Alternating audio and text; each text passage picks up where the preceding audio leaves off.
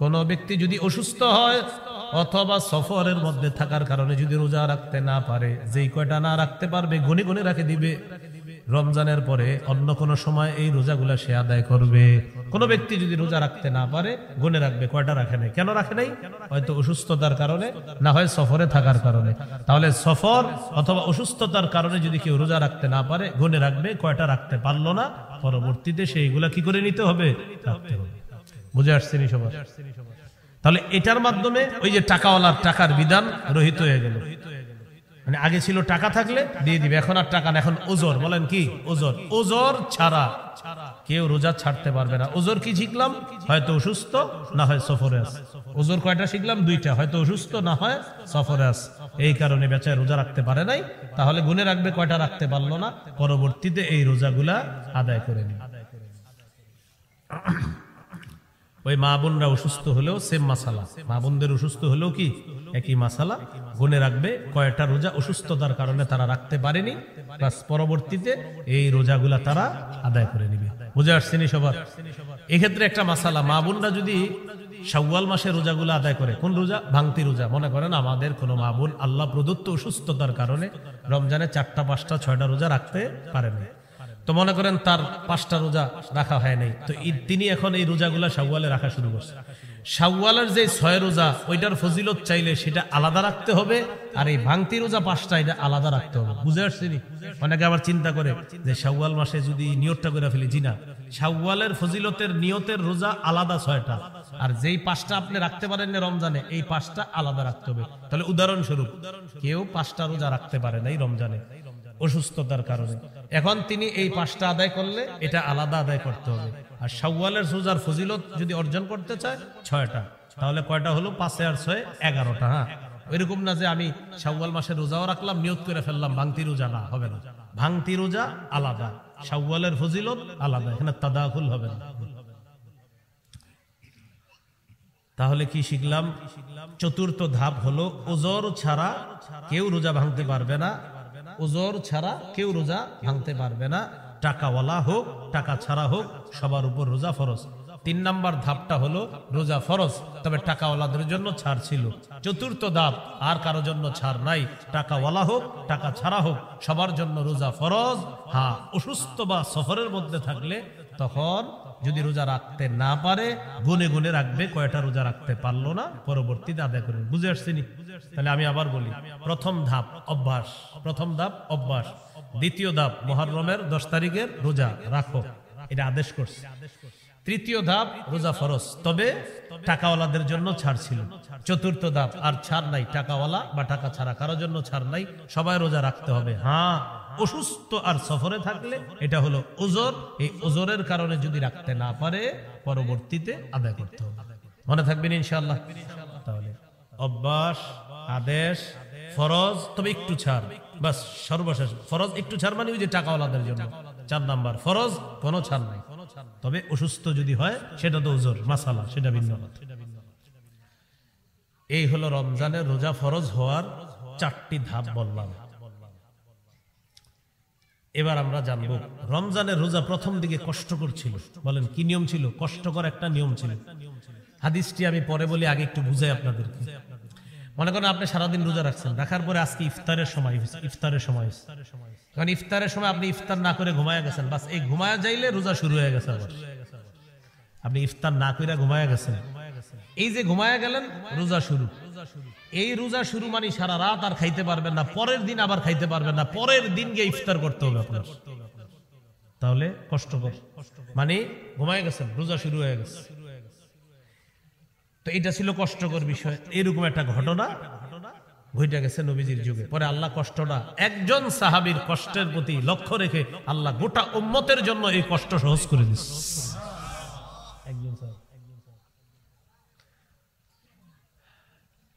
বুখারীর বর্ণনা 1916 নম্বর হাদিস, 1916। এই হাদিসের মধ্যে আছে, কানা আসহাবু মুহাম্মাদিন সাল্লাল্লাহু আলাইহি ওয়াসাল্লাম ইযা কানা আর-রাজুলু সাইমা ফানামা ক্বাবলা আন ইফতিরা লাম ইয়াকুল লাইলাতাহু ওয়ালা ইয়াওমা।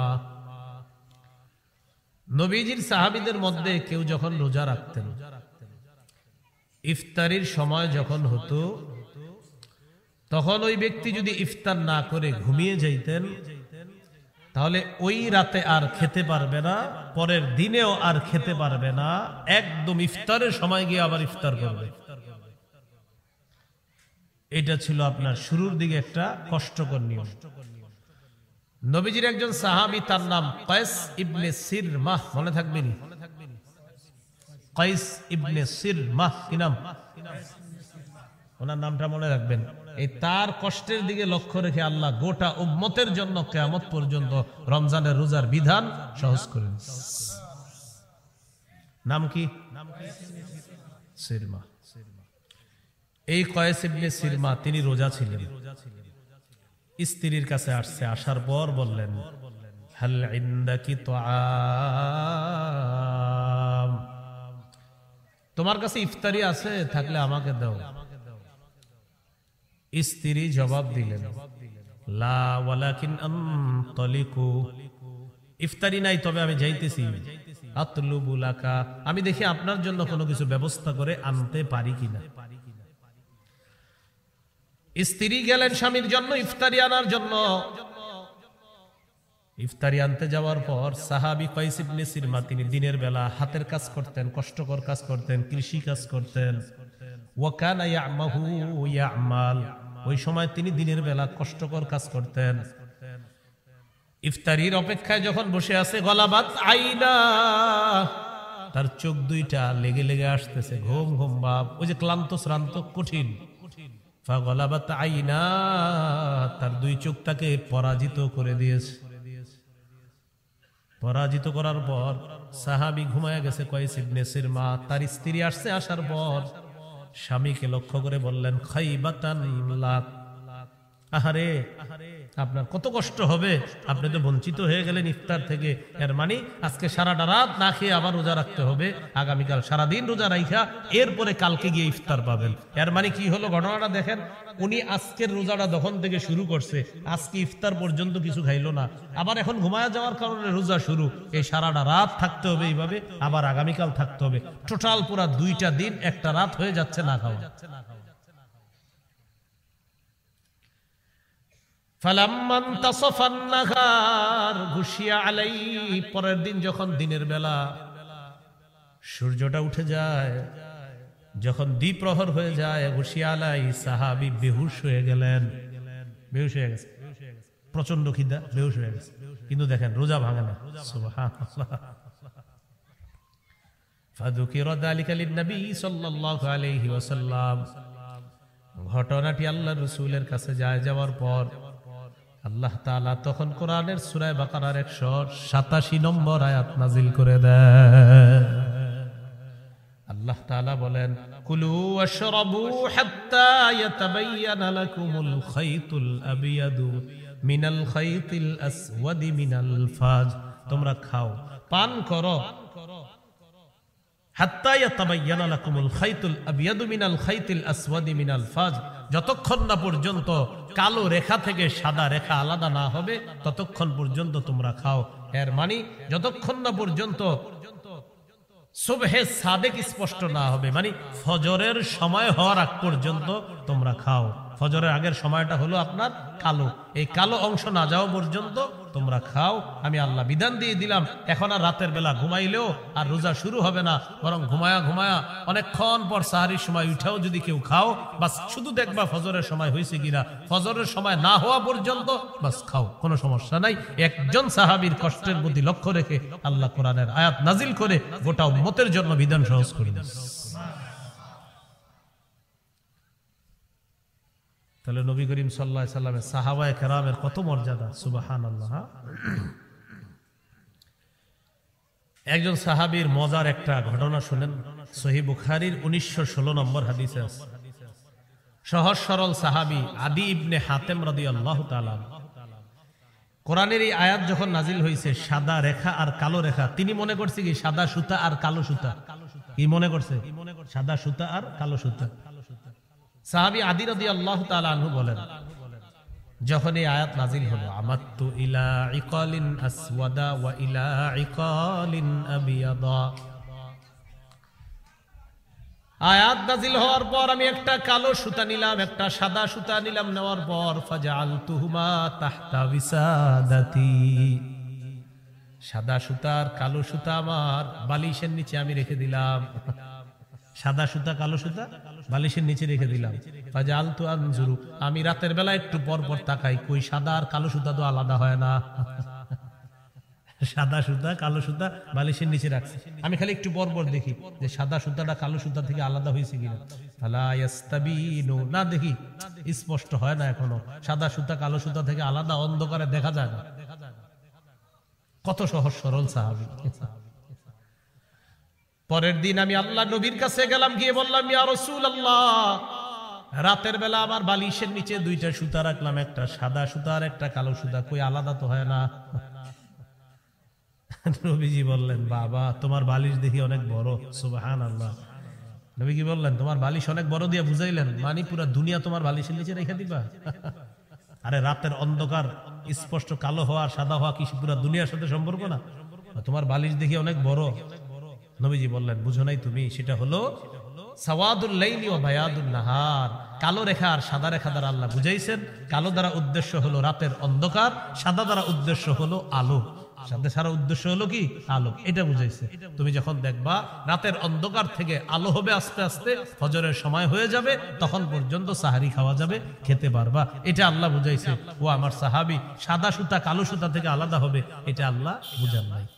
এই ছিল রাসূল সাল্লাল্লাহু আলাইহি সাল্লামের সহজ সরল সাহাবী। এটা বুখারী 1916 নম্বর হাদিস।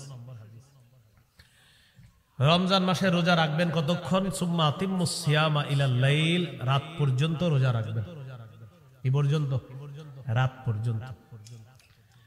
রমজান মাসের যখন শুরু হয়ে যাবে মাসটা, প্রথম রাত, সহিহ বুখারীর বর্ণনা 3277 নম্বর হাদিস। قال رسول الله صلى الله عليه وسلم إذا دخل رمضان فتحت أبواب الجنة وغلقت أبواب النار وسلسلت الشياطين। রমজানের প্রথম রাত যখন শুরু হয়, জান্নাতের সবগুলা দরজা খুলে দেওয়া হয়, জাহান্নামের সবগুলা দরজা বন্ধ করে দেওয়া হয়, ওয়াসুলসিলাতিশ শায়াতিন, শয়তানগুলাকে শিকলে আবদ্ধ করা হয়। তাহলে হুজুর, শয়তান যদি শিকলে আবদ্ধ থাকে, রমজান মাসে আমরা গুনাহ করি কেন? বলেন, অভ্যাসগত গুনাহ। বলেন, কি গুনাহ? রমজানে গুনাহ কেন করি? অভ্যাসগত। ওই যে 11 মাস অভ্যাস হয়ে গেছে, এটা গুনাহ করে রমজানে। রিমোটটা রমজান মাসে হাতে নেয়, নিয়ে টেলিভিশনটা ছাড়ে, পরে মনে পড়ে ইন্দালিল্লাহ রমজান মাস। ওই অভ্যাসগত প্রতিদিন রিমোট ওই টাইমে হাতে নিতেন, রমজান মাসে হাতে নিয়ে নিতেন, পরে মনে পড়ছে রমজান, লা হাওলা ওয়ালা কুওয়াতা ইল্লা বিল্লাহ রেখে দেব। তাহলে এটা কি গুনাহ? অভ্যাসগত। তাহলে রমজানে যারা গুনাহ করে, এটা কি করে? আপনাদের আশেপাশে এত আওয়াজ হইতেছে কেন ভাই?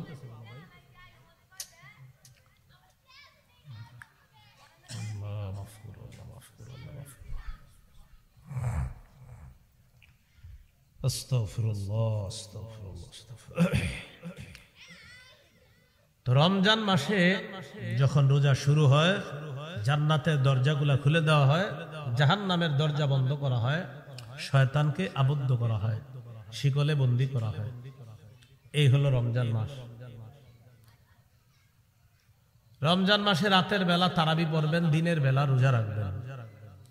قال رسول الله صلى الله عليه وسلم من صام رمضان إيمانا واحتسابا غفر له ما تقدم من ذنبه। কোন ব্যক্তি যদি রমজানে দিনের বেলা রোজা রাখে, রাতের বেলা সালাত আদায় করে, তারাবি আদায় করে, তার আগের সবগুলা গুনাহ মাফ করে দেওয়া হবে। তাহলে দিনের বেলা রোজা, রাতের বেলা তারাবির সালাত আদায় করবে। রমজান মাস শুরু হয়ে গেল, রাতের বেলা আপনি প্রথম দিন তারাবি পড়লেন, পড়ার পর রাতটা যাবে, এরপর সাহারি খাবেন। সাহারি আমরা খাবো ইনশাআল্লাহ, মুসলমানরা বলেন ইনশাআল্লাহ। সাহারি মিস করবেন না। অনেকে কি করে ইচ্ছা করে সাহারি না খায় বুঝায় যে না খায় রাখতেছে রোজা। আপনার কি কইছি এরকম না খায় রাখতে? ইচ্ছা করে কাম করবেন না, সাহারি খাবেন, বলেন ইনশাআল্লাহ। হ্যাঁ, সাহারি খেতে হবে। কেন সাহারি খাবো? قال رسول الله صلى الله عليه وسلم تسحروا فإن في السحور بركة। তোমরা সাহারি খাও, সাহারির মধ্যে বরকত আছে। সুবহানাল্লাহ। বলেন সাহারিতে কি আছে? বরকত। সহিহ বুখারীর 1923 নম্বর হাদিস। এটা সহিহ বুখারীর 1921 নম্বর হাদিসে আছে, আন যায়েদ ইবনে সাবিত রাদিয়াল্লাহু তাআলা আন তাসাহহারনা মা রাসূলিল্লাহি সাল্লাল্লাহু আলাইহি ওয়াসাল্লাম, আমরা নবীজির সাথে সাহরি খেয়েছিলাম। এখান থেকে বোঝা যায় সাহরি খাওয়া আল্লাহর নবীর অভ্যাস, সাহাবীদের অভ্যাস। আরেকটা জানলাম সাহরি খাওয়া এটা বরকত। বলেন সাহরির মধ্যে কি আছে?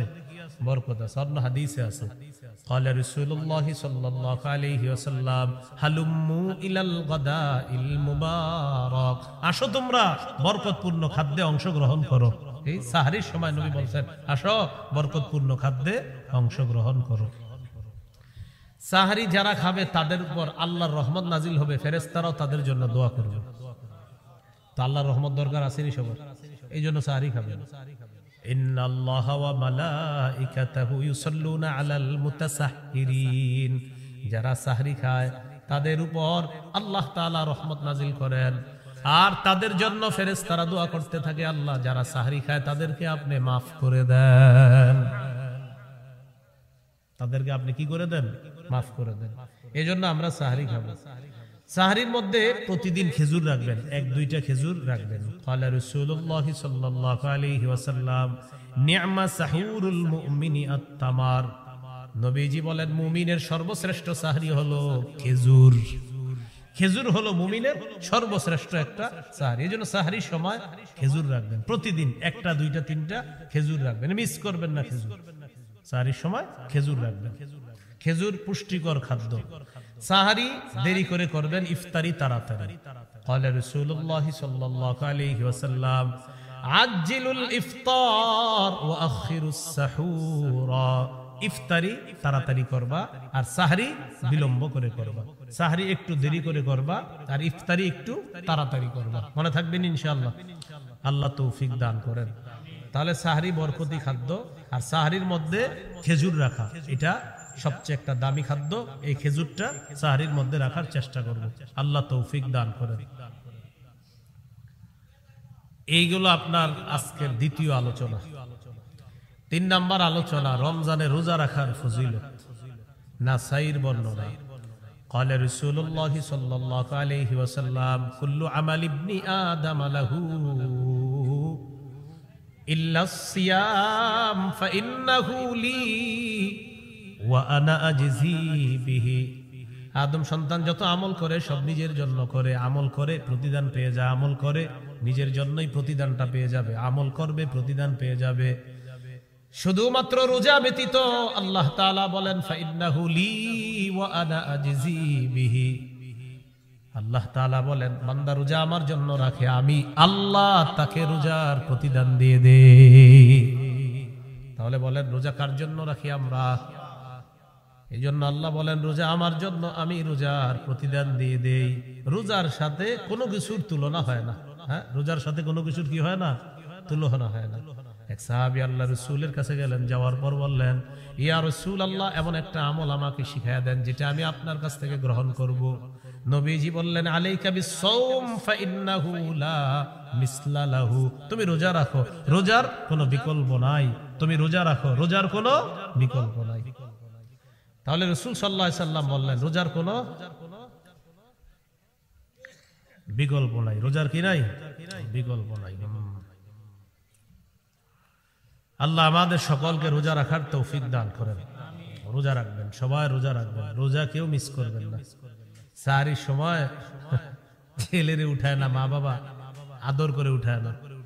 বাবা ডাক দেয়, মাম্মা বলে কি না থাক, ছোট মানুষ উঠায় না। 21 বছরের শিশুরে উঠায় না, স্বাস্থ্য নষ্ট হয়ে যাবে এই টেনশনে উঠায় না। আল্লাহ হেফাজত করেন। সাবধান, রোজা ছেড়েন না, রোজা ভুলেও ছেড়েন না, রোজা রাখবেন, সবাই রোজা রাখবেন। রমজান মাস আসলেই একদল অটো রোগীর আবির্ভাব হয়। তারা হলো হুজুর গ্যাস হয়, মানে গ্যাস হয় এটা হ্যাঁ হুজুরে বললে, হুজুর যদি বলে হ আপনার গ্যাস হয়, যে গ্যাস্ট্রিকের সম্পর্ক হুজুরের সাথে না ডাক্তারের সাথে? আরে বলেন না কার সাথে? ডাক্তারে গিয়ে সত্যি করে জিজ্ঞাসা করবেন, দিনদার ডাক্তারে, যে আসলে ডাক্তার সাহেব আমার কি গ্যাসের কারণে আমি রোজায় কোনো সমস্যা হবে? হ্যাঁ হুজুরে জিজ্ঞাসা করে, হুজুরে যেন বলে যে না আপনি রোজা রাখেন না। যারা রমজানে গ্যাস্ট্রিকের মাসালা জিজ্ঞাসা করে এর মধ্যে মনে রাখবেন 100 জন যদি জিজ্ঞাসা করে এর মধ্যে 95 জনের কোনো রোগ নাই। মানে সে মনে করে হুজুর যদি বইলা ফেলে আমি বেঁচে গেছি। ভাই আপনি নিজে জানেন, হুজুর বলবে আপনার কথার উপর ভিত্তি করে হয়তো হুজুর মাসালা দিবে, মানে আপনি যা বলবেন উনি তো আলোকে মাসালা দিবে। আপনি তো জানেন আসলে কি আপনি গ্যাস্ট্রিকের রোগী কিনা, এটা আপনি ভালো করে জানেন। আর এগুলো ফাও কথা। রমজান মাসে অন্য মাসের চাইতে মানুষ অনেক ভালো থাকে, মুসলমানরা কি থাকে, ভালো থাকে। কয় কি গ্যাস্ট্রিক। রোজা রাখবেন, আল্লাহ আমাদের সকলকে রোজা রাখার তৌফিক দান করেন। রমজান মাসে রোজা রাখবো, এটা হলো এই হলো আজকে 3 নাম্বার আলোচনা, রোজার অনেক ফজিলত।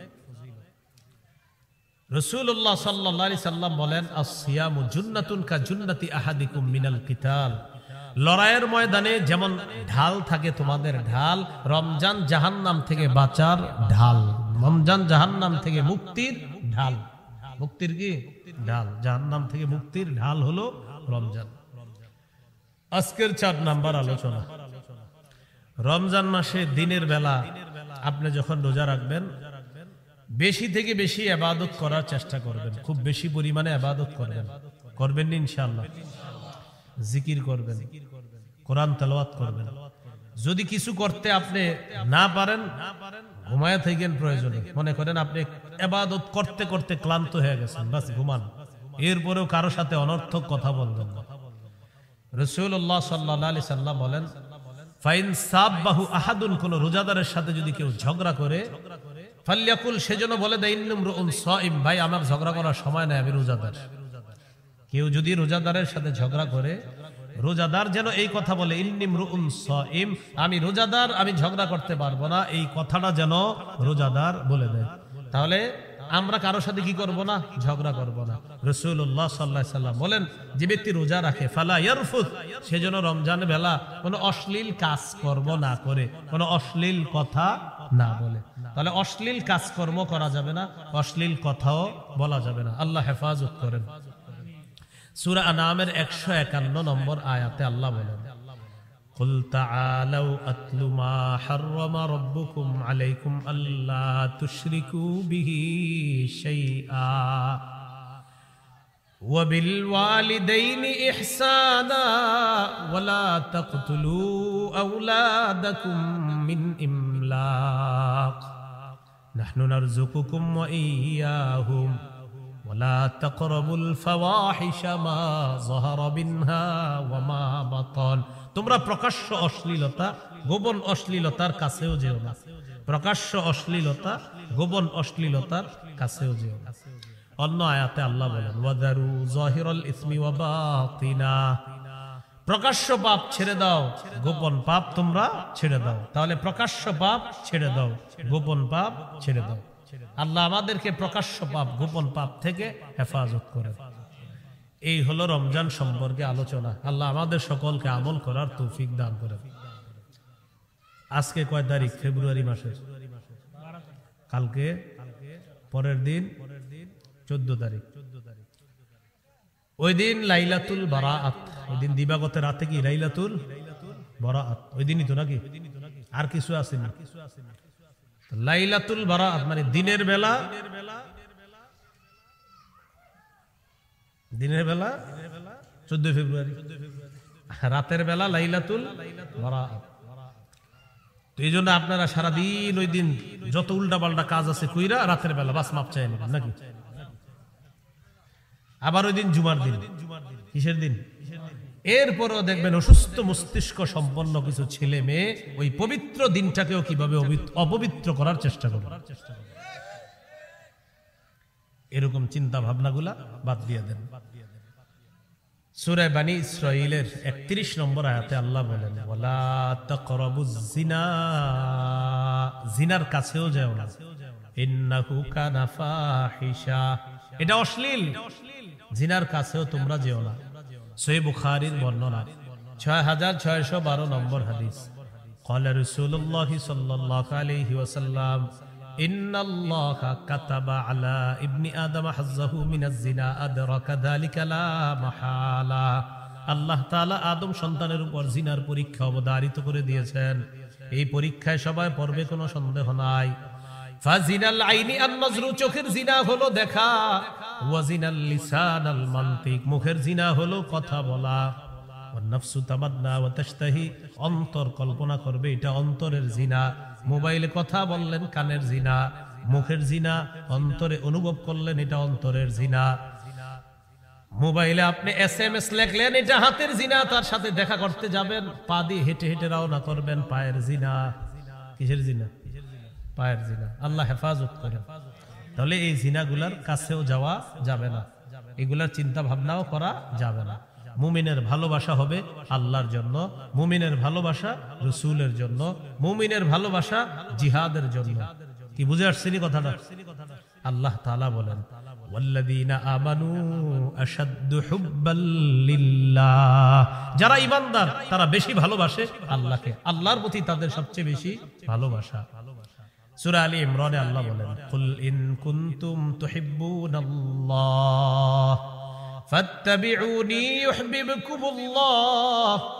নবী আপনি বলেন তোমরা যদি আল্লাহকে ভালোবাসো তাহলে আমার অনুসরণ করো, ইউহিব্বুকুমুল্লাহ, যদি আমার অনুসরণ করো আল্লাহ তোমাদেরকে ভালোবাসবেন। ওয়া ইয়াগফির লাকুম যুনুবাকুম, তোমাদের গুনাহগুলো আল্লাহ মাফ করে দিবেন। এখন নবীজির ইত্তেবা কিভাবে করব? ক্বালা রাসূলুল্লাহ সাল্লাল্লাহু আলাইহি ওয়াসাল্লাম মান আহাব্বা সুন্নতি ফাকাদ আহাব্বানি ওয়া মান আহাব্বানি কানা মাই ফিল জান্নাহ। যে ব্যক্তি আমার সুন্নত ভালোবাসে, মুহাব্বত করে, সে আমাকে মুহাব্বত করে, যে আমাকে মুহাব্বত করে সে আমার সাথে জান্নাতে থাকবে।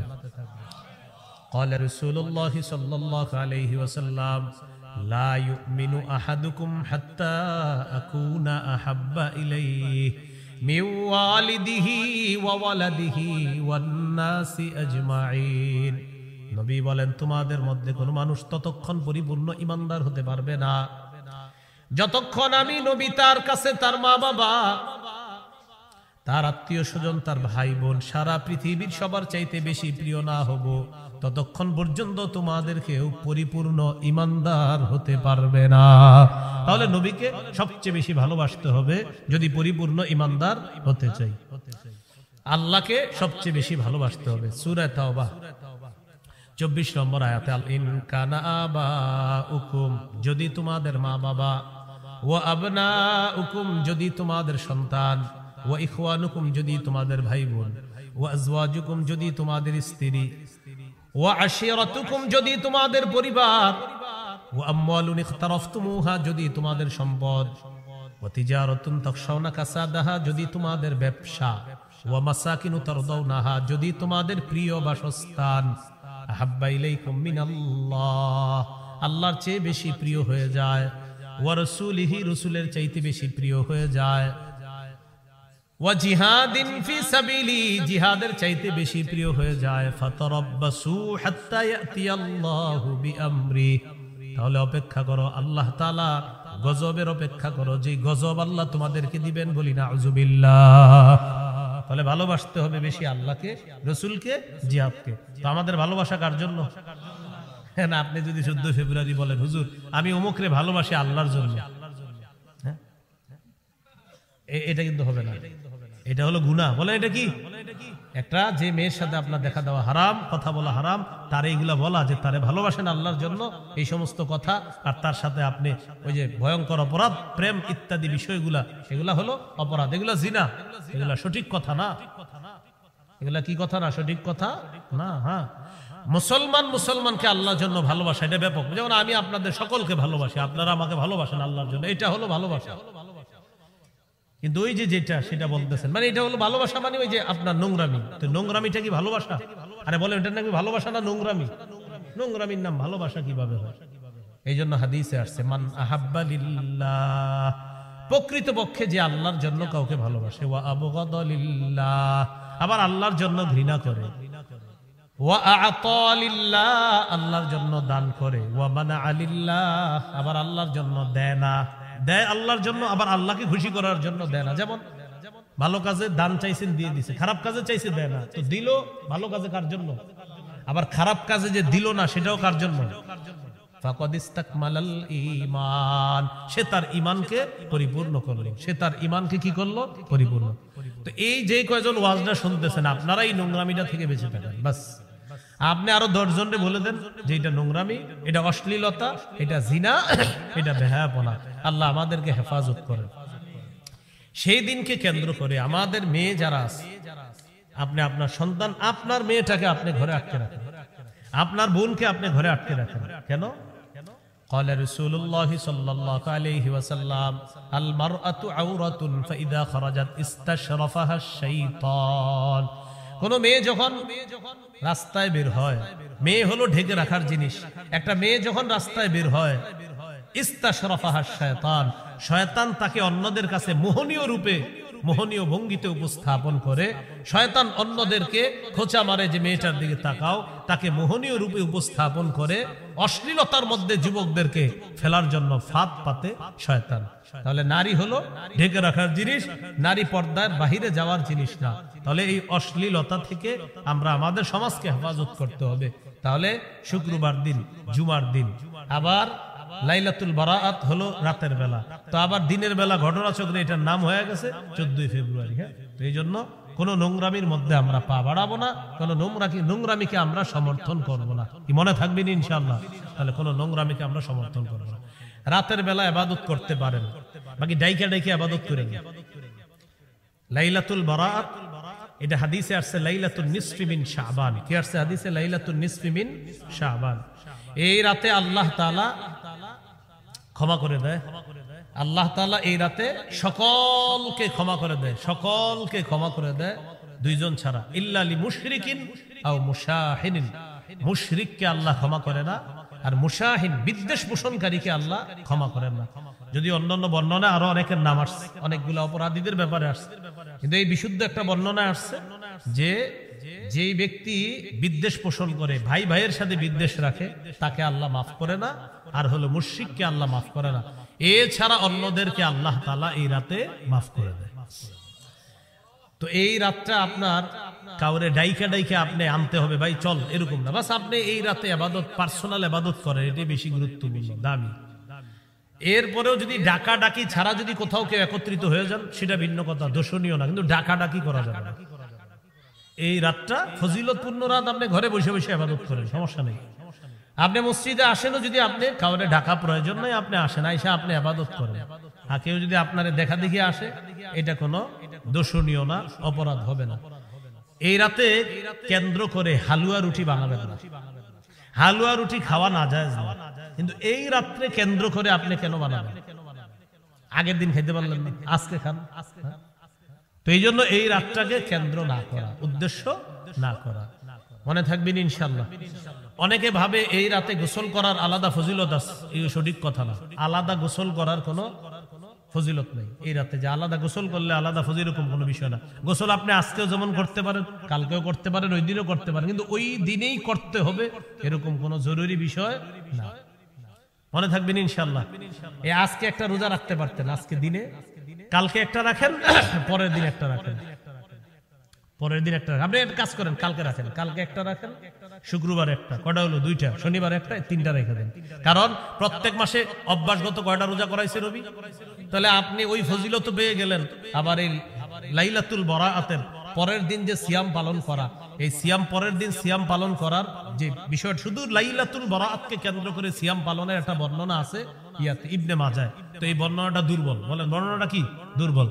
এখন আপনি যেহেতু এইটা দুর্বল বর্ণনা, এখন বিশুদ্ধ বর্ণনা কি? বিশুদ্ধ বর্ণনা হলো প্রতি মাসে 3টা রোজা রাখার কথা আছে। তো সেক্ষেত্রে আপনি আগামীকাল একটা রাখেন, শুক্রবারে একটা, আর লাইলাতুল বারাআতের পরের দিন হয়ে গেল আরেকটা। তো 3টা রাখলেন, ফজিলত পেয়ে গেলেন, আর আপনি এই কথাগুলোর উপরে আমল করার সওয়াব হয়ে যাবে ইনশাআল্লাহ।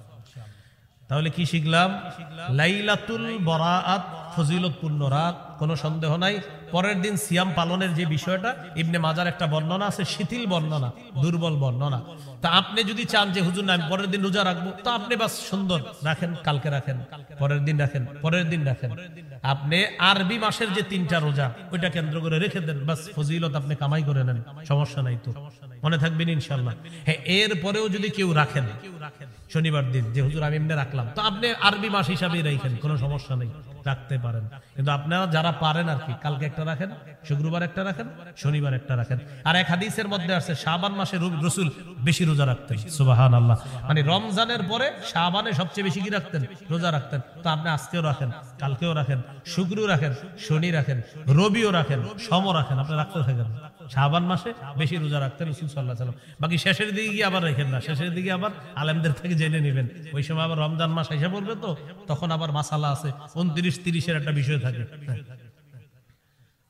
তাহলে আমরা যারা শাবানের রোজা রাখতে চাই, যে শাবান মাসে একটা হলো শাবানের রোজা রাখার অনেক ফজিলত আছে, সেই হিসেবে আপনি রোজা রাখেন, কয়েকটা রাখেন, 5, 7, 8টা 10টা রোজা রাখতে পারেন। দ্বিতীয় একটা বিষয় হলো প্রতি মাসে 3টা রোজা, তো কালকে রাখেন, শুক্রবারে রাখেন, শনিবার রাখেন। তৃতীয় বিষয়, কেউ ঝগড়া করবো না আমরা, লাইলাতুল বরাআতকে কেন্দ্র করে কোনো ঝগড়ার মধ্যে যাব না। লাইলাতুল বরাআত পার্সোনাল ইবাদত করবেন, নফল ইবাদত করবেন। মন চাইলে যদি মসজিদে যান, আপনি গিয়ে ইবাদত করেন, কোনো সমস্যা নেই। মসজিদে গিয়েও যদি ইবাদত করেন সমস্যা নেই। আর এলাকায় হয়তো আপনারা মাইকে বয়ান করেন, বেশি বয়ান দরকার নাই। লাইলাতুল বরাআতে বাস সামান্য কিছু, যদি আপনি একান্ত কিছু বলতে হয় জাতিকে বলে দেন, ভাই আপনারা ইবাদত করেন, নফল নামাজ পড়েন, আপনারা বেশি বেশি জিকির করেন, বাস এতটুকু বলে দেন। এরপরে মানে এটা ইবাদতের রাত হিসাবেই রাখা, কথা কম বলা, ইবাদত বেশি করা। বাস কি কম করা, কি কম বলা বলেন, কথা কম বইলা ইবাদত করেন। ইবাদতের রাতে ইবাদত করা উচিত। এই রমজান মাসগুলাও আমরা ইবাদত বেশি বেশি করার চেষ্টা করি। রমজান মাসটা খালি ইবাদত করব বেশি বেশি, বলেন ইনশাআল্লাহ। আর যদি বলতেই হয় বলেন, যদি বলতেই হয় বলেন, মুখে যদি কিছু আনতেই হয় বলেন, লা ইলাহা ইল্লাল্লাহ এটা আনবো, বলেন সুবহানাল্লাহ, আলহামদুলিল্লাহ, আল্লাহু আকবার। বলেন কথা বলতে মন চাইলে সুবহানাল্লাহ বলবো, আলহামদুলিল্লাহ বলবো।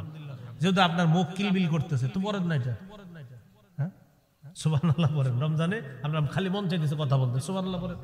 হুজুর না, এখন মন চাইতেছে আরো কিছু করতে, কোরআন খুলে পড়া শুরু করেন, সমস্যা নেই। কথা বেশি বললেন না, রমজান মাসে শুধু ইবাদত করবেন বেশি, হ্যাঁ বলেন ইনশাআল্লাহ। আল্লাহ তৌফিক দান করেন। সুবহানাল্লাহি ওয়া বিহামদিহি, সুবহানাকাল্লাহুম্মা ওয়া বিহামদিকা, আশহাদু আল্লা ইলাহা ইল্লা আনতা, আস্তাগফিরুকা ওয়া আতুবু ইলাইক। নামাজের পর বুখারী কাশিয়া নিশাব আসবে ইনশাআল্লাহ, আমরা সবাই থাকবো, আলোচনা শুনবো ইনশাআল্লাহ। তারাবির নামাজ সাহাবায়ে কেরামের ইজমা, 20 রাকাতে পড়েন, ঝগড়া করেন না। 20 রাকাত পড়বে, সাহাবায়ে কেরামের ঐক্যমত। তারাবি 20 রাকাত, এটা সাহাবায়ে কেরামের ঐক্যমত। এই ব্যাপারে আমার লম্বা লেকচার আছে, আলোচনা আছে, শুনে নেবেন। কিন্তু আবারও বলছি, ঝগড়া করেন না। সাহাবায়ে কেরামের ইজমা, ইজমা মানে ঐক্যমত। তারাবি 20 রাকাতের ব্যাপারে কি সাহাবায়ে কেরামের ঐক্যমত আছে। 20 রাকাতই পড়েন, হ্যাঁ ইনশাআল্লাহ। 20 রাকাত পড়েন, ঠকবেন না, 20 রাকাতই পড়েন, এটা সাহাবায়ে কেরামের ঐক্যমত। রমজান মাস আসলেই ইবলিস তো রমজানে থাকবে না, এই জন্য আগে থেকে আমাদেরকে মনে করেন ইবলিস পুরা কিছু বিষয় নিয়ে আসে আমাদের সামনে রমজানের আগে, আইনা বুঝায় রমজান মাস তোদেরকে রেখে গেলাম আমি। এই জন্য দেখবেন রমজান মাসে আপনি দিনের বেলা তেলাওয়াত করবেন বসে বসে, হঠাৎ একজন আপনার পাশে এসে বলবে, বৈশা হঠাৎ আপনারা বলবে, ভাই কি অবস্থা, আচ্ছা কি দরকার আছে আপনি হ্যাঁ এটা জিজ্ঞাসা করে, এখন হ্যাঁ তেলাওয়াত করতেছে। তো এটা বলার পরে আপনি বলবেন কি, ভাই একটু দাঁড়ান, মানে ওনার নিয়ত ছিল যে আমি 3 পারা পড়বো। কয় পারা? এখন উনি 1 পারা পড়ার পরে যে পাশে একজন এসে বসে না, পরে কয় ভাই একটু দাঁড়ান। 1 পারা পড়ার পরে কোরআন বন্ধ করে বলতেছে, বলেন কি বলবেন? কয় কি অবস্থা, কেমন চলতেছে, রোজা রাখছেন? আলহামদুলিল্লাহ রাখছি। তারাবি পড়ছেন? হ্যাঁ। কয় রাকাত পড়ছেন? আচ্ছা আপনি এটা কি দরকার ছিল এর এসে জিজ্ঞাসা করা? রমজান মাসে দিনের বেলা বেড়ায় তো 3 পারা পড়তো, এই যে আপনি আইসা ডিউটিটা পালন করতেছেন কার? ওই যে যিনি রেখে গেছে, ওনারে তেলাওয়াত করতে দেন, উনি তো এটা ভালো কাজে আছে, কেন ওনার সাথে এসে কথা বলা শুরু করলেন? আপনারা একটু বুঝান আমারে, যে উনি যে তেলাওয়াত করতেছিল এটা কি কেউ বলবে এটা কোনো অন্য কাজ? আর তেলাওয়াতের কাজ না, এটা শ্রেষ্ঠ একটা কাজ না? তো কি দরকার ছিল ওনার পাশে গিয়ে আপনার বসা? আমারে বুঝান। এক ব্যক্তি মসজিদে বসে বসে তাসবিহ পড়তেছে, আস্তাগফিরুল্লাহ আস্তাগফিরুল্লাহ আস্তাগফিরুল্লাহ, পাশে গিয়ে আসসালামু আলাইকুম। কেন আপনি সালামটা একটু পরে দিতে পারলেন? ওনারা দেন, জিকির করতে দেন। এই এক অসুস্থতা আমাদের। আজকে মাগরিবের পরে তেলাওয়াত করতেছে একটা ছেলে এখানে বসে, এর মধ্যে আমার গিয়ে আপনারা 5-6 জন সালাম দিতেছেন, একজন না তেলাওয়াত করতেছে, কেন আমার সালাম দিচ্ছেন? বারবার এমন করতেছে, বুঝতেছেন না? হুজুর আপনার মুসাফা করবেন, আর একজন তো তেলাওয়াত করতেছে। আপনি তেলাওয়াতের সময় কি দরকার আছে আমার সাথে মুসাফা করা? এখন শোনেন তেলাওয়াত, কষ্ট নিয়েন না। আজকে যে তেলাওয়াত হইলো, যখন অনেকে আমার সাথে মুসাফা করেন, আপনি মুসাফা করার সুযোগ পান কিভাবে? ওই সময় তো তেলাওয়াত, আমিও শুনবো আপনিও শুনবেন। আপনি তো হুজুর, তো আমি হুজুরই শিখেছি, তেলাওয়াত করতেছে না, কোরআন শ্রেষ্ঠ কাজ চলতেছে, ওই হিসেবে মুসাফা করতেছেন কেন?